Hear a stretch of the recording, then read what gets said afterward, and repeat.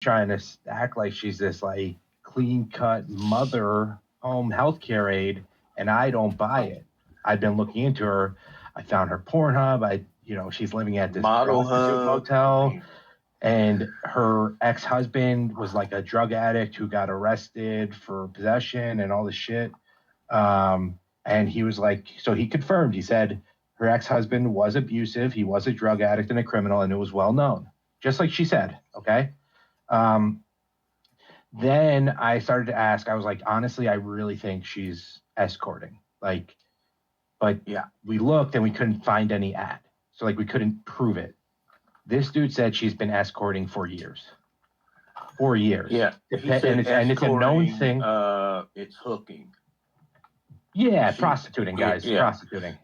He said escorting to be nice. We know it's hooking, man. Come on. Yeah, she's not on the street. She's not like, escort material. Yeah, she's not like an escort. She's a hooker. You're right. So that's why she fits right in. Oh my God. Holy shnikes. Okay, I'm gonna quickly wrap it up, guy. Oh my God. Was this? Hold on, John. I gotta. I'm looking at this shit. For once, I'm just completely off track because this dude wasn't lying 4 years ago. Yeah. Holy shit. No. All right, guys. Hold on. We got to shift. The hugs and all that on it. No. We got to shift from NTF to this. That's what I'm talking about. We're gonna have to come back to NTF because this guy confirmed a lot of shit. She's definitely hooking. He said that she doesn't have the kid anymore, by the way.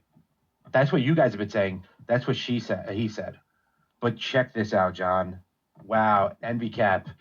You've been putting in fucking work online, my guy. I have no idea how you even found this. So this is by Lisa Staires.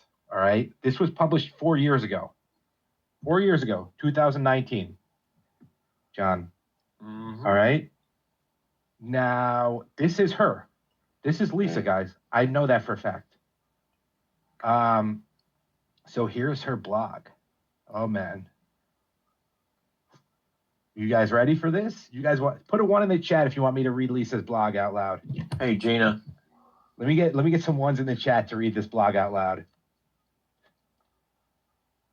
There better be a whole lot of 1s. I better see some 1s. Nate can't be the only one. All right. ASAP. All right. Fine, guys. Fine. All right. You guys want me to read it? I'll read it. Let me put my glasses on, my reading glasses, because this looks like a longer one. All right. I am, okay. We got enough 1s in here. Very good, guys. We're going to do it. So this is Lisa Staires, Edward's current wife. This is something she said 4 years ago, which is 4 years before she ever spoke to me or ever told me her story. Okay. Yeah. I haven't read this yet. Me reading this out loud right now is the first time I'm reading it. So I'll try my best to just go through it once without any reactions, guys. It didn't start out the way it ended in the beginning. It was a good relationship, but slowly things went south over the course of the years. In 2014 is when it began to fall apart. Our workplace shut down for a remodel, so we're relocated to another store an hour and a half away. We worked the same shift, so it was easier on both of us. This is when it became apparent I wasn't as important as I thought. While he ate out at restaurants with his crew, I wasn't eating, or if I did, it was the cheapest I could get. I would dig for change in the car sometimes just to get something to make it through the day. He never offered or asked if I needed money for lunch. He didn't offer to take me to a restaurant or even try to have lunch with me, even though we had the same shift. It doesn't stop there, though. At home, it was always what he wanted to do, what he wanted to watch or listen to. Only times I got any chance of watching what I liked was when he wasn't there. It was on phone or laptop. When friends would come over for a party, he would give a certain look if my quirky personality came out. He didn't like my weird personality, especially around others. I would apologize for being me. I would shut down and be quiet the rest of the party, becoming the wallflower. I couldn't talk to any of our male friends or acquaintances because he would get jealous. It didn't matter if I spoke with them for a few seconds or minutes, or if we both had known them for a long time. He didn't like them talking to me at all. It was around the time my father and grandfather passed when I reconnected with my childhood friend. He had even gotten extremely jealous over him, even though he lived 3 hours away, even going so far as to refuse to come to my grandfather's funeral and carry the casket.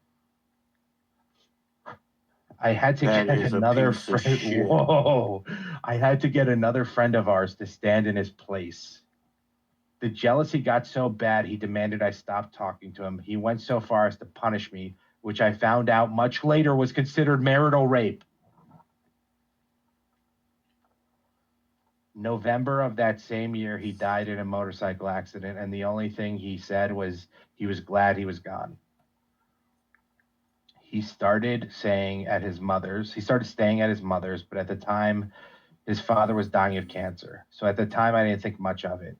You know, family matters. He would come by and visit every so often to see my eldest daughter and our daughter. Around that time, we found out we were pregnant with our second daughter. His father passed at the end of November. All the while he was at his mother's, he had been going to the bar and a bar to hang out with a friend.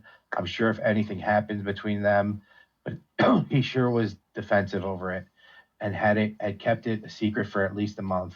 He remained at his mother's and came by here. Oh, so he was cheating too. He remained at his mother's and came by here and there, or when I had to go to the doctor. It wasn't long before we found out our little girl I was carrying was diagnosed with Down syndrome. As the pregnancy progressed, he slowly started to disappear from the scene. When it was time for her to come, he was there but disappeared shortly after she was born. It was then when I was alone in the hospital room. The pediatrician came and told me she needed to go to the Women's Hospital of Texas. By then, my mother and daughter had shown up to see her before they took her by helicopter to Houston.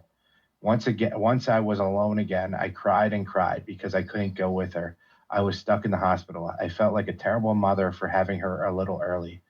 I felt so alone in that big room with no one there with me. He didn't even call to check on me. The next day, I was released late in the afternoon with him picking me up and bringing me home before he went back to his mother's. I finally got my little girl the next day when he came and got me. We took the hour-and-a-half trip to the hospital, neither of us saying much. We only stayed for 30 minutes or so before he decided it was time to leave. Sadly, I can only count on one hand the times he took me to Houston to see her. I had to rely on family, friends, and the travel services through Medicaid to go see her. I was broken. I was depressed. I felt like I had no one to turn to, or so that's how I felt at the time. Anyone else's blood boiling already? By the time she was released from the hospital, it had been 2 months. He came with me because we had to room in to make sure we could handle having her home with a heart monitor. That night, I was the only one up with her. By the morning, I was a frazzled mess. After getting her home, he only stayed here to help twice before he disappeared again. When it came to her appointments to specialists, he showed up a couple times. The rest of it was on me with the other two children at home. Luckily, my mother and grandmother was helping me with them. All the work that had been done at home was on me and only me. My mother being disabled and my grandmother being up in her years really put a damper on having help. Finally, in 2017, after my cat had passed away because of his stand-up window unit. What the fuck? Finally, in 2017, after my cat had passed away because of his stand-up window unit and the cold reply I got from him over it. Something in me snapped and I was just done. He wasn't here, and when he wasn't really a help, more of a hindrance. By August 2018, we were separated and I was back to work, even though it was cut short by family and medical issues. Little one was receiving SSI for her downs, and this was when he began asking for money. Ooh, sorry, guys. I meant to read through this shit. I got to reread that. Little one was receiving SSI for her downs, and this was when he began asking for money, even though he made double what I made. Soon the Attorney General got involved, and with many conferences that he didn't show up to, he decided it was a good idea to help by telling me to ask a male friend of ours if he wanted to rent our trailer since he wasn't there, and I was staying at my grandmother's to help her. I asked him twice if he was sure about letting him move in there. He said yes, he was fine with it. About a month later, I got a call from him saying that I was sleeping with him. I was beyond furious. I was beyond insulted. I felt so much disrespect from him when it was his idea in the first place. He calls back a few days later, says he wants to work things out with me. The entire time I've been going back and forth with dates, even with him being served. Sounds like Scummerin. I told him, okay, go ahead and fix us. I have tried and bent over backwards for you, even going so far as to remodel our house alone, and it wasn't good enough for you. I gave him 3 months to do something, anything. This is what she told me too. He didn't call unless he wanted money. He didn't come by for a visit. He showed up to my eldest daughter's birthday, but didn't even bother to show up to either of his biological daughter's birthdays. This he was using to show that he came to see his kids, even though he hardly did. He was delusional, telling everyone that asked that everything was fine.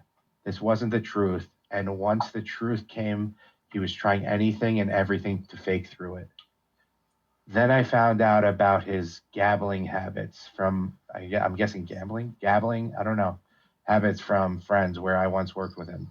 It got even worse from there. It came to light in the, oh my God. It got even worse from there after it came to light in the local newspaper that his brother was arrested for child exploitation, possession of a controlled substance, manufacturing, and intent to sell.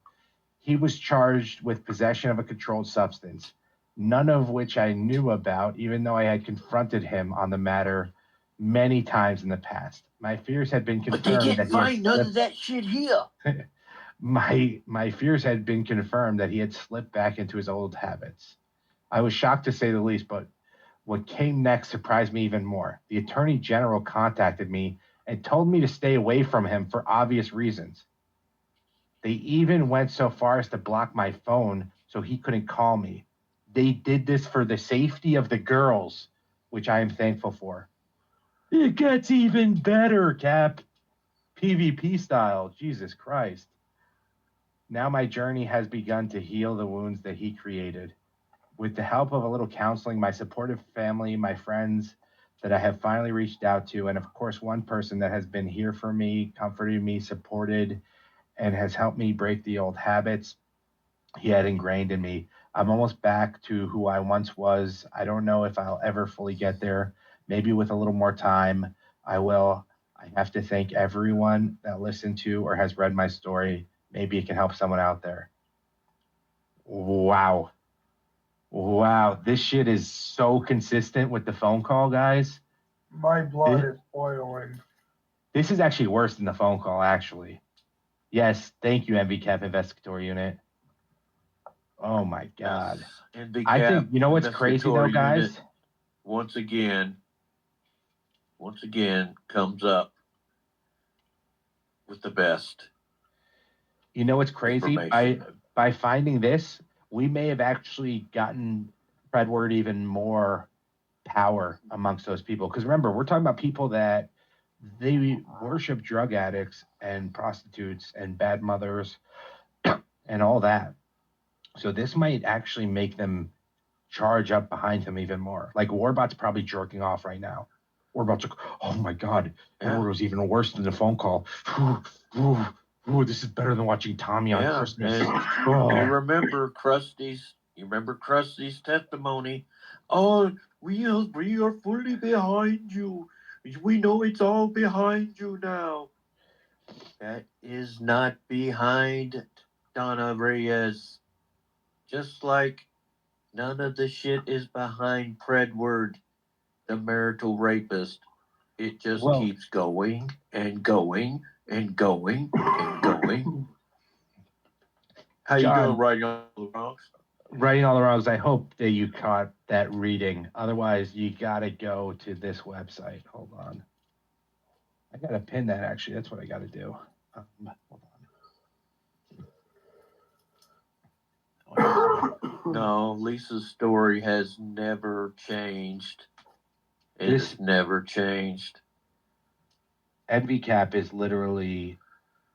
He just literally put in, I guess, Council Member of the Year award's going to be between me, JD, and NVCAP Investigatory Unit at this point. I mean, he just threw his hat in the race like the Heisman. You know what I mean, John? Yeah. That was a big Yeah. move. Congrats, Heavy Yeah. Cap. You just dropped a fucking bomb right now. That's crazy. Wow. Yeah. And I know this is not easily found. I don't think you can find this just by Googling her name, John, because I'm pretty sure I've Googled her name before. Yeah. You must have done some real fucking Yeah, deep I mean- investigating here. Yeah. I mean, I felt terrible for Lisa, and I feel even worse for her now because, this is a gut wrenching blog. You know what I'm saying? I mean, this is. Oh, you know this is honest. This is Yeah. definitely this is like I have no like now I have no doubt in every aspect of her story because it's literally 4 years ago she wrote her story that she told me on the phone and it's exactly the same. Look at this. She even mentions that he was going out to eat. He wouldn't even ask her if she needed lunch money. They were working the same shift. He wouldn't even have lunch with her. Predward, you got explained to, and all these Predvidians, you guys got explained to do. I thought I had the news of the day with getting in touch with this dude that fucking OTF's trying to out as an unregistered sex offender. Yeah, and That like I was said, back story. That's but- like not even close to this shit. This is Yeah. front page shit. Yeah, this right here is the foundation of. Yeah. I mean, I was going to talk about a lot of things. This is- John, we took all kinds of heat for being online during Hanukkah, and Edward did his whole like monologue on telling us what Hanukkah's all about. Dude, isn't Christmas about giving your kids? Well, first off, I know there's a whole religious aspect to it. Isn't it about being with your kids and giving your kids gifts and spending time with your family? Yeah. So and Predward, why would you be on panel dogging the fuck out of Tommy Fellows when Tommy Fellows is there with his kids, but you haven't seen your kids in over 5 years? Makes a lot of sense. I'm Right, 'cause gonna he's- mute my mic for a second while I blow my nose. so Go ahead, buddy. So, yeah, I mean, there's that, and then there's Warbot, who proved to the community that the drama in YouTube actually plays a role with his family relationships, because he had to make a deal with his family. This is in his own words. He had to make a deal with his family to stay out of the drama until today, until after the holiday. Like, why are you talking with your, like, why is your family approaching you and asking you to stay out of drama? Like, that means it's affecting your home life, and that means you should get the fuck out of here, dog, because that means you are literally picking this shit over your family, and that's some weirdo type shit. And then on top of it, the way you break that promise to your family is like all Tommy has to do is go live, and then Christmas night when you're Yes, your fam- NDCAP investigatory unit. I did catch that. Yes. Yeah. Oh, yeah. We're not done with this article. We're gonna come right back to it. But like, your family begged you to stay out of the drama, and then what do you do on the actual holiday of Christmas? You go and watch Tommy Fellows. I mean, dude, how much money would you pay for a video of Tommy jerking off? That's what I want to know. We know that you'll give Scummer and $350 to go to Kentucky. I can't imagine what a video of Tommy jerking off is worth it to you, Warbot. It must be worth life-changing money, John. Life-changing money. Yeah, I mean, He'd probably give up his generational wealth for a video of Tommy. well, generational wealth to him is probably 3 months at the plasma center. Oh, you're good, MVCAP investigatory unit. This is definitely excellent information. Oh, Andrea, she actually published this publicly herself. So this is actually her public posting, but I'm not I'm sure what back, your point is, to guys. be honest with you. She also actually says at the end here, she says, I have to thank everyone that listened to or has read my story. She's thanking all of us, guys. She thanks you, NB Captain Yeah. Pet Story Unit, for bringing this to light. Lisa thanks you personally. Good Yeah. guy, I don't know if you saw it, but did you see that bullshit channel about me I sent you? I did not open it up yet. I was kind of rushing to be on here, but let me take a look. Oh, okay. Yeah, no, Andrea D. This is a public. I pinned the link. This is exactly as she spoke to me. This is 4 years ago. She published this 4 years ago, and literally to a T. This is her story. So, like, Edward's story changed over the course of a few days. Her story never changed for at least 4 No, years it now. hasn't. So, let me look, Nate. You want me to open up this page, Nate? It's just this screen. Right, but Andrea, she actually says at the end, he's actually thanking everybody that reads her story. So I think she would appreciate it. She also did the same thing to me, actually, I think. She did say, oh, I thank you for sharing it publicly. But It's a website, Andrea D., like NBCAP Investigatory Unit said. it's a public website. Like, yeah, I mean, I know you want to come in here and rep strong for the Predvidians, but I don't know what you guys are going to say about this one. Like beats me. I don't know what you can say about it. Yeah. Yeah. And I'm going to start playing the Lisa interview Oh, again Gina, because I got you.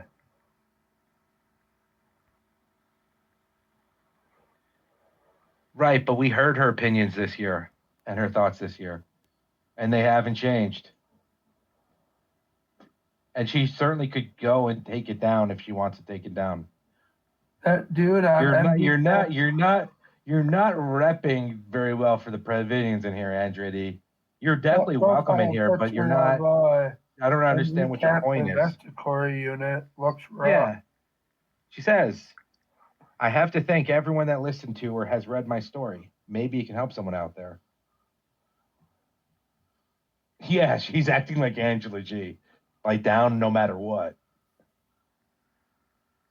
I think Angela G is actually Angelica Gretchen. I think that's what So her. what, is this like a blog site type thing? Yeah, but hold on, guys. I got to play something for Gina real quick. Hold on. We're about to expose some crazy shit. And then this stuff comes out. But this is crazy. This is literally to a T. We can still expose that crack hoe. This is to a T what she said. Literally. It's actually even more detailed than we got. I stand with this person right here. You should have to look at this, Edward. You should have to look at this for a long fucking time. Yep, there's the marital rapist. There he is. Marital rapist. That's homeboy Stan.